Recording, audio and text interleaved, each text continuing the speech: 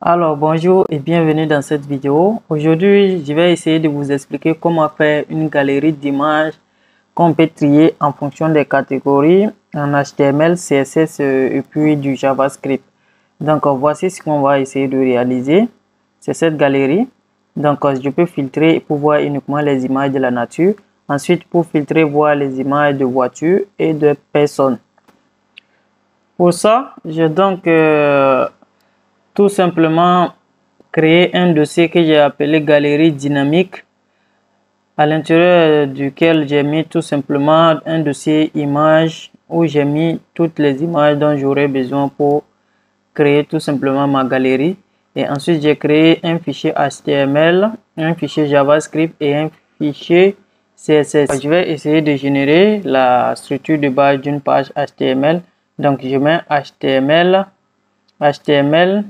2.5 comme ça et je mets OK. Ça me génère automatiquement la structure de base d'une page HTML. Donc, je mets link tout simplement, la balise link. Et donc, rel égale à stylesheet et puis href, je mets tout simplement le nom de mon fichier. Donc, mon fichier est tout simplement au même niveau que le fichier HTML. Donc, je descends tout simplement, je choisis style.css. Mon fichier JavaScript, c'est dans quelle balise? La balise script. Donc, et j'ajoute src, voilà, c'est ça. Et j'ajoute tout simplement script.js, comme ça. Il faut toujours ajouter Bootstrap avant d'ajouter la feuille de style parce qu'on peut, il y a des styles de Bootstrap qui peuvent être amenés et qu'on sera amené à modifier dans le style. Pour ça, je suis sur le site de Bootstrap ici et voici, je suis allé récupérer les liens CDN de Bootstrap parce que c'est ce qu'on va utiliser. On n'aura pas besoin de télécharger tout Bootstrap en local. Donc, je copie les liens CDN de Bootstrap en CSS et j'ajoute ici tout simplement comme un style CSS que je veux ajouter tout simplement link. Et ici, je mets les liens à l'intérieur comme j'ai ajouté les styles tout simplement. J'aurai besoin d'un div class container ici, par exemple comme ça. Donc, je mets div dièse et je mets container.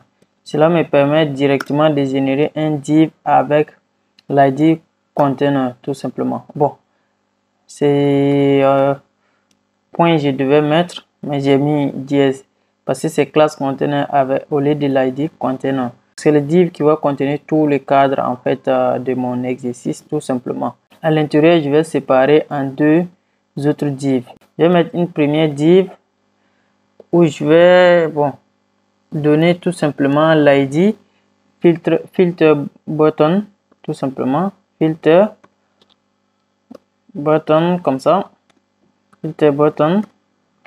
Et ensuite, j'aurai besoin d'un autre div où je vais mettre maintenant l'id tout simplement de filterable card. Donc je mets div dièse filterable card comme ça. Bon, juste des noms filterable card. Les filtres, c'est tout simplement des boutons. Donc ici, on va ajouter du style, du bootstrap, un peu de bootstrap. Donc je vais mettre tout simplement, vous savez que le bootstrap se met, hop, j'ai effacé l'autre. Donc vous savez que le bootstrap se met dans les classes, les styles se met dans les classes tout simplement. Donc on va donner la classe row ici et mt ça veut dire quoi? Margin top tout simplement de 5. C'est la signification de mt en CSS tout simplement. Donc à l'intérieur de ça maintenant je vais mettre tout simplement un autre div encore pour ne pas que mes filtres occupent toute la page, parce que si vous remarquez ça s'arrête là et juste ça sera toujours collé à gauche de la page et ça va pas occuper toute la page. Donc pour ça on va mettre tout simplement un div avec la classe col 12 et à l'intérieur de ça on va mettre tout simplement nos boutons maintenant. Donc button premièrement c'est show all, hein. Ouais, c'est show all. Voilà, donc je vais designer mes boutons aussi avec du Bootstrap, tout simplement. Classe, tout simplement, je vais mettre btn. Donc btn mb, margin button de 2, et puis margin me, ça veut dire margin n, ce qui est margin, la marge à droite tout simplement. Et puis je mets active. Vous allez comprendre ça après le active. Vous allez comprendre ça après quand on va commencer à s'occuper du JavaScript et du CSS. Voilà, donc on va mettre un attribut ici, data filter. Tout ça vous allez comprendre dans le JavaScript. Donc on va mettre ici all, et voilà, c'est bon. Donc alt majuscule et flèche descendante, 2 3 4. Ok, donc ici le texte ça sera maintenant du, parce que on a nature, ensuite on a car, tout simplement, car avec S, ensuite on a people. Donc ça c'est là, je mets people. Donc ici, comme l'autre c'est au début, c'est pourquoi c'est ME, ici c'est des MX tout simplement, pour essayer de créer un écart entre les boutons tout simplement. Donc c'est ça. Maintenant on va pas mettre les actifs sur tout, on va juste mettre sur le premier, le show all au début quand on arrive sur la page. Donc je mets CTRL D pour sélectionner tout ce qui ressemble à ça, tout simplement, pour faire des sélections multiples. Donc j'enregistre. Il reste quoi d'autre? Je crois que c'est bon. Voilà, j'enregistre et on teste pour voir. Évidemment qu'on n'aura pas grand chose. D'abord parce qu'on n'a pas ajouté du CSS ni rien du tout. Mais voici ce que ça donne. Voilà, le Active en Bootstrap, ça va tout simplement ajouter ce petit truc, tout simplement. Mais on va y revenir en CSS pour bien modifier, pour que ça donne ce que ça donne ici, là. On va s'occuper d'abord de là. Ici, les data filter, ça va prendre tout simplement le nom qui est nature ici. Ici, ça va prendre le même nom que ce qu'on a donné, car, et ensuite l'autre ça va prendre le nom pupils attribut au lieu de remplacer l'autre. Donc ici classe, je vais ajouter tout simplement l'attribut, la classe row tout simplement, et puis padding sur l'horizontale que je vais mettre à 2, et puis margin top que je vais mettre à 4, et ensuite le gap. Gap, ça va permettre de carter les éléments qui seront à l'intérieur de ce div tout simplement. Donc le gap, ça sera à 3. Je vais mettre un div ici avec la classe card comme ça. Bon, c'est point. La classe card comme ça. Et en plus de la classe card, je vais ajouter tout simplement un padding 0. Je vais tout simplement enlever le padding, et ici je vais ajouter un autre attribut data name tout simplement. On va utiliser ça pour en fait coder le côté dynamique des filtres tout simplement. Donc pour le moment ne prêtez pas attention à ça. Donc on nature, donc et à l'intérieur de ça tout simplement je vais ajouter mon image img.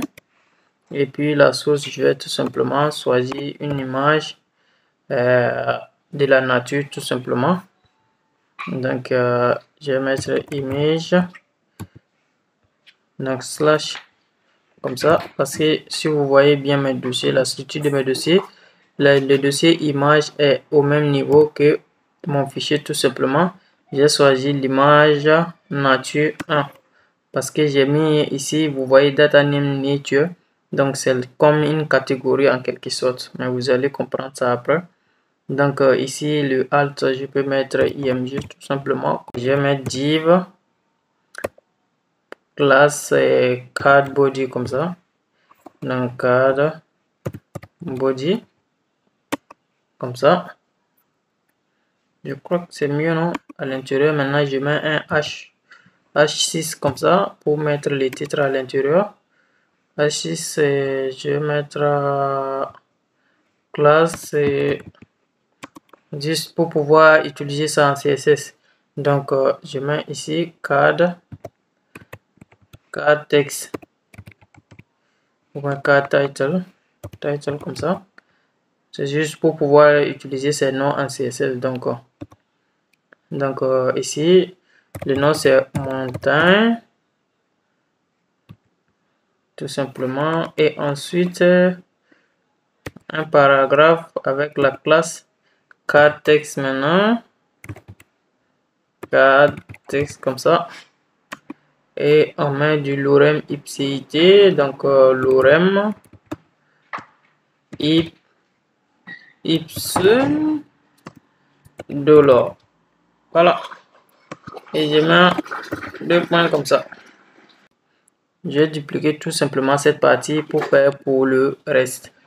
Voilà, tout est prêt maintenant. J'ai tout ajouté. Donc on vient dans notre navigateur pour réactualiser et voir ce que ça donne. Voici ce que ça donne tout simplement avec le HTML et le Bootstrap tout simplement, sans du CSS. Donc voici toutes mes images s'affichent bien avec les titres et les textes. Donc ce que vous devez savoir, c'est que il y a 3 catégories d'images tout simplement, comme ici. Donc il y a la catégorie image et nature, car et people. Donc ici, vous allez remarquer que dans la catégorie nature, les data, par là, catégorie nature, le data name prend nature. Voici ici c'est 3. Donc pour la catégorie car aussi, les data name prend car tout simplement. Voici. Et pour la catégorie pupils, attends, là j'ai mis, je pense que j'ai dépassé le nombre. Ici on doit être à 3 et 2. Et ici data name, donc image car 3. Et ouais, là c'est pas car, ça doit être ouais, là c'est pas bon. Là je l'enlève, je pense, parce que j'ai nature 3 2 fois. Donc ici je l'enlève. Donc ça c'est K1, K2, K3. Voilà, là c'est bon. Et la catégorie pupils qui fait pupils 1, pupils 2.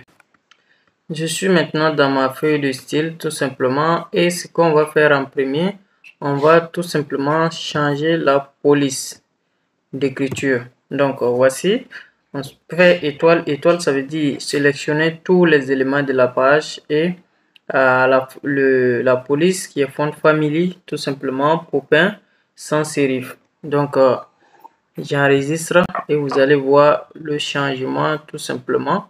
Donc on vient, on réactualise et vous voyez un léger changement dans la manière dont les écritures s'affichent. Voilà, tout simplement la police.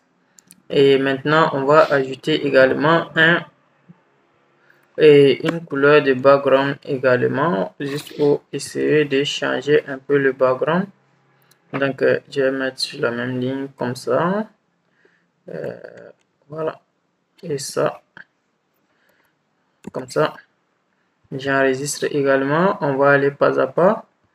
Voilà, ça ce sont des petits changements du genre un blanc un peu flou, un peu, voilà, c'est pas complètement blanc mais un blanc un peu flou tout simplement.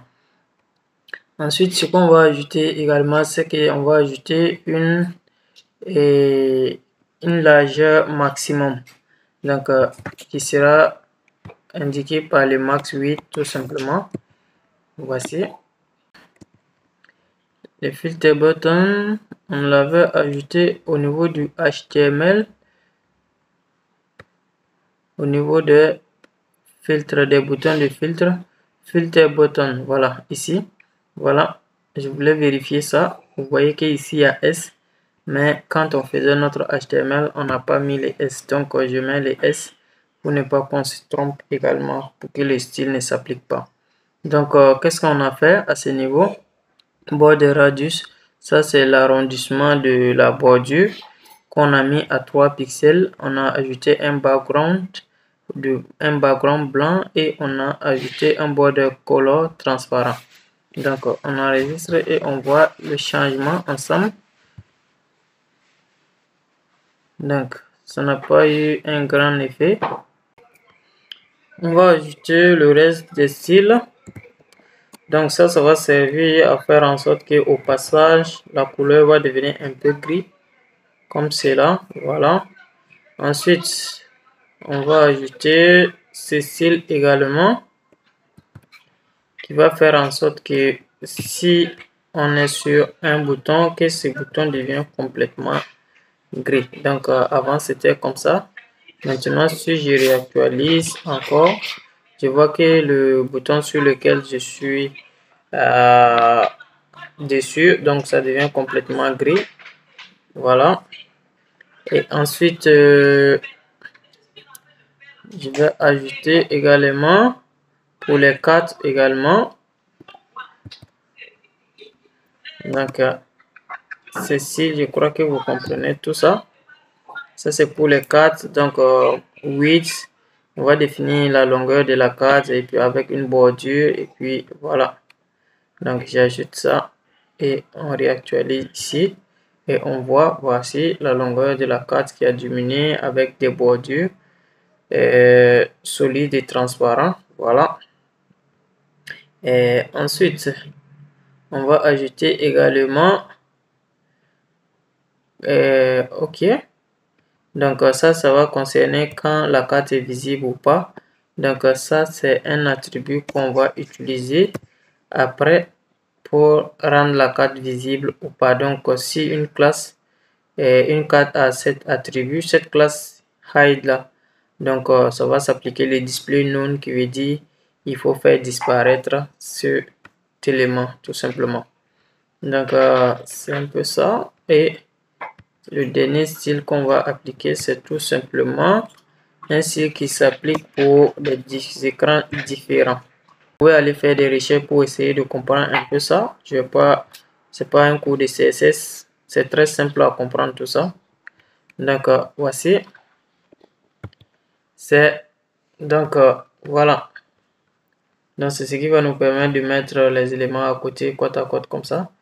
Donc c'est bon pour les styles. On va essayer maintenant d'ajouter l'élément JavaScript qui va faire que quand on clique sur un attribut, sur une catégorie ici, que ça puisse faire le changement et que ça nous renvoie l'élément correspondant à la catégorie tout simplement. Et je vous dis déjà à l'avance, ce sera très simple le JavaScript qu'on va mettre afin qu'on puisse cliquer et faire le changement de d'affichage tout simplement comme dans le projet fini qui est là. Il reste tout simplement à faire ça parce qu'on a tout mis côté style. Donc il reste tout simplement à ajouter tout simplement le dynamisme qu'on va faire avec le JavaScript. On va mettre un const filter button. Filter button, ça va contenir nos filtres tout simplement. Nos filtres qui sont sur document document.query selector all. Pourquoi query selector all? Parce que si vous voyez dans les HTML, on a plusieurs filtres en fait. On a ça, on a ça, on a ça, on a ça.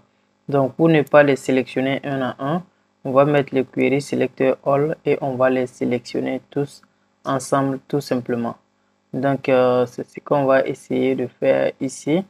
Donc query selector all, entre parenthèses, on va sélectionner par l'ID qu'on a donné tout simplement au div qui encadre tous nos filtres. Donc on l'avait appelé filter button avec S. Ne pas oublier. Voilà.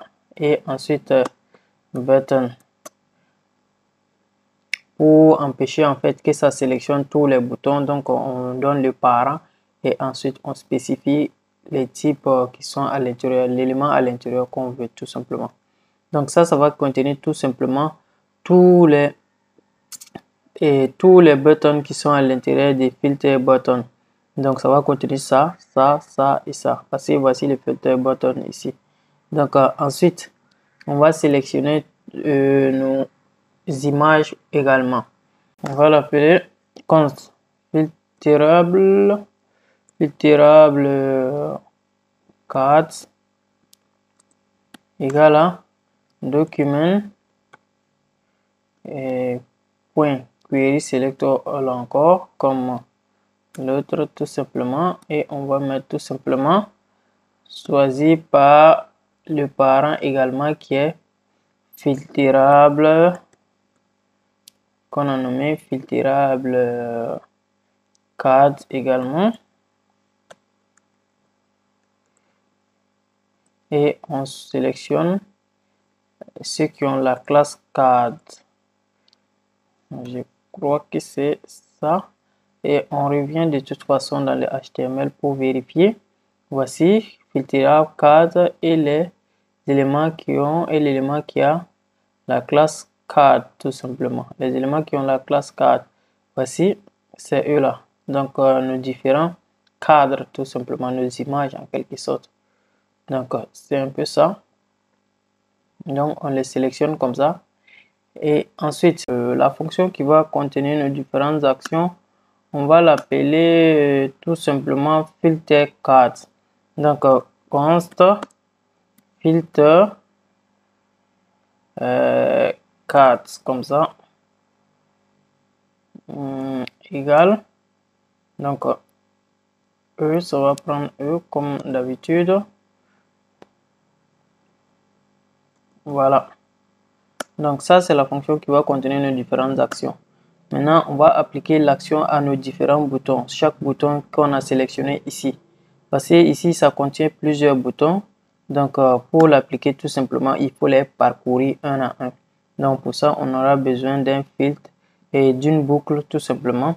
Donc filter buttons point for each, on va utiliser la boucle for each, et pour chaque bouton, donc on récupère chaque bouton comme ça. Donc button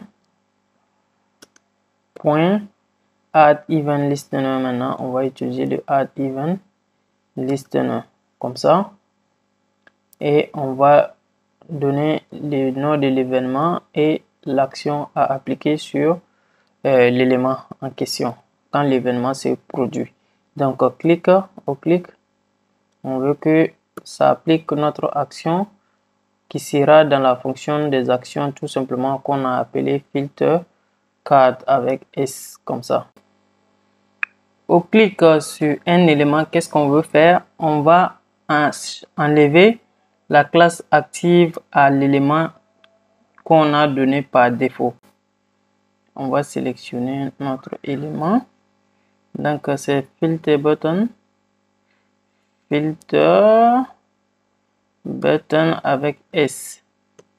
Donc on va supprimer cette classe point active. Donc l'élément qui a du filter button qui a la classe active là, il faut supprimer tout simplement. Donc point classe list. Classe, comment on supprime une classe?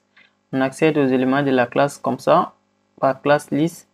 Maintenant pour supprimer, on a un attribut des classes list qui est remove.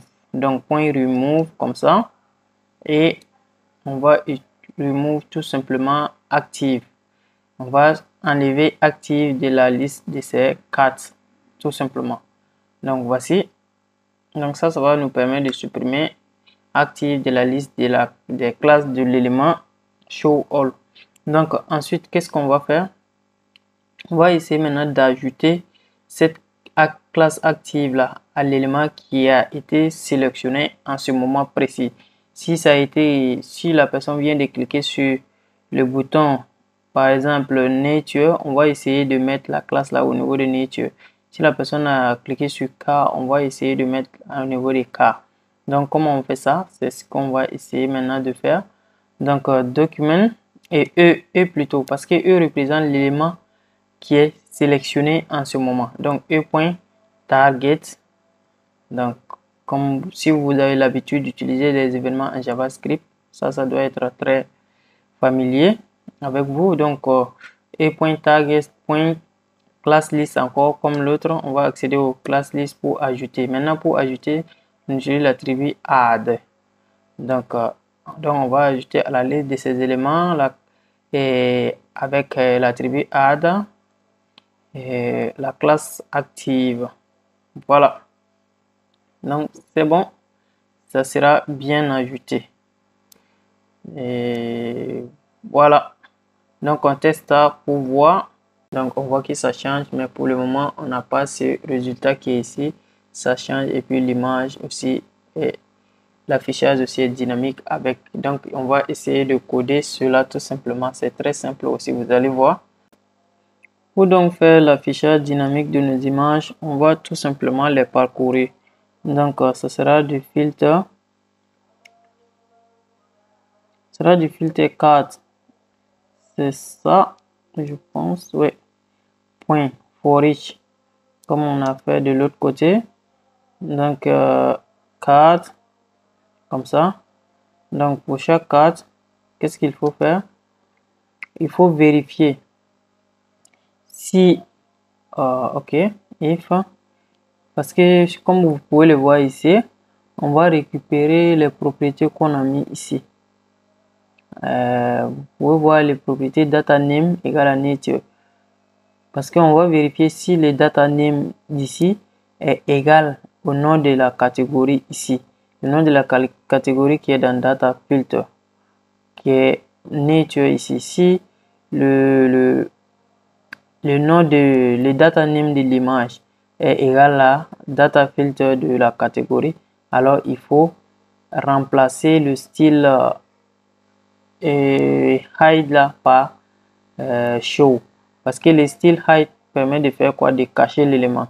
Donc si l'élément est dans la catégorie choisie, il faut remplacer le hide par show pour que l'élément soit visible.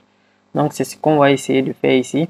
If cards, vous allez voir comment on récupère tout simplement cette propriété data filter et data name.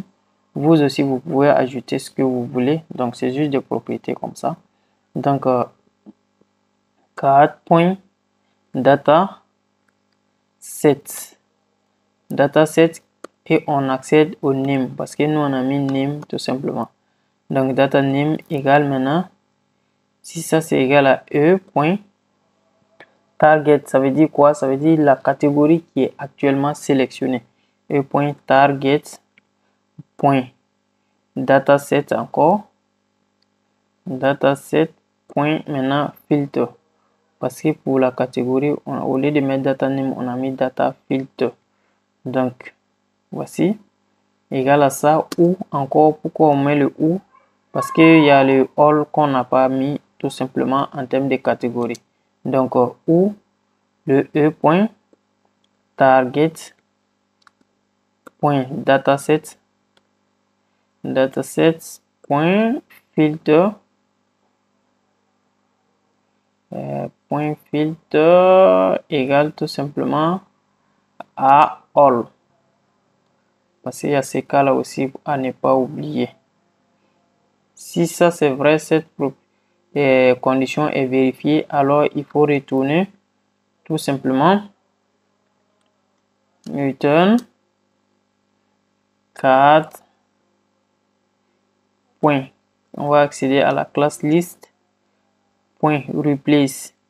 Donc il faut remplacer point replace maintenant le hide par show, le hide par show qui veut dire visible. Donc le show on l'a pas codé parce que par défaut la carte est visible. Maintenant si c'est le hide qui est donné à l'élément, ça cache tout simplement. Par défaut c'est visible, donc on n'a pas besoin de coder le show. Donc cadre point classe list maintenant le else point add hide par défaut, parce que point hide si c'est pas dans ce cas, plutôt si cette condition, la condition d'en haut, si Si cette condition n'est pas respectée, alors il faut ajouter tout simplement la classe height à l'élément. Donc c'est ça qui va nous permettre de faire ça. Donc j'enregistre et filtrable code, c'est ça. Donc je réactualise ici comme ça et on voit que ça change dynamiquement. Donc ça sera tout pour cette vidéo. Merci d'avoir regardé jusqu'à la fin. N'hésitez pas à aller en commentaire pour prendre le code source si vous voulez aussi faire vous-même. Et je vous dis à très bientôt. N'oubliez pas de vous abonner à la chaîne également.